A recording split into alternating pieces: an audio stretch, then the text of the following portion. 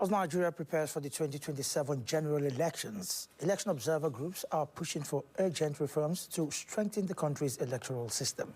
Yaga Africa and the International Press Center, both implementing partners of the European Union support to democratic governance in Nigeria, on Tuesday engaged media stakeholders in Abuja to push forward a citizens' memorandum on electoral reforms. AIT's Ogie Ihimekwe reports that the initiative is a shift towards solution-driven advocacy, proposing not only what is wrong with Nigeria's election, but also practical steps to fix them.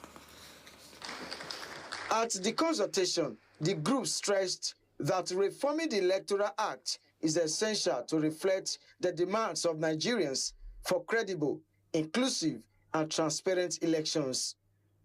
The Citizens' Memorandum outlines practical solutions to recurring electoral challenges.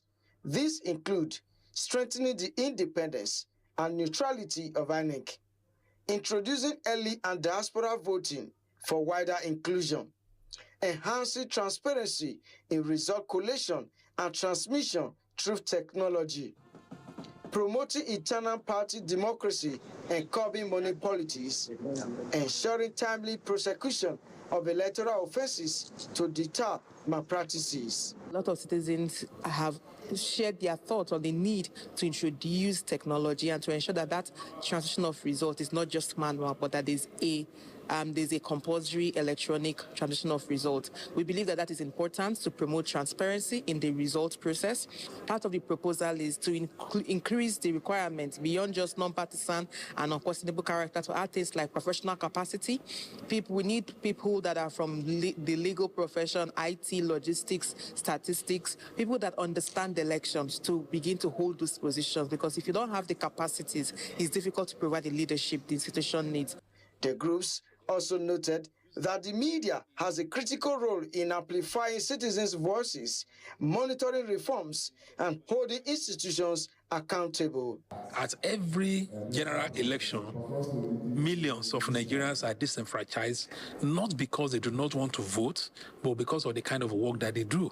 We have journalists, we have security personnel that are normally deployed to other places. We have INEC ad hoc staff.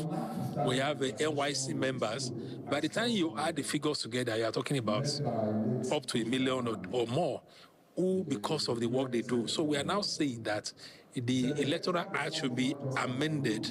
Never in anywhere in the world that if you allow the legislators, they make the amendments that suits them. No. It's only when they are under pressure they make the necessary amendments. Examples are everywhere. A recent one in South Africa, Kenya. So the media will need to put pressure on National Assembly to make the necessary amendments and within possible good time. The engagement, attended by key journalists and editors, forms part of the effort to mobilize public support for legislative action ahead of the 2027 elections. Ogie Ihimekwe, AIT News, Abuja.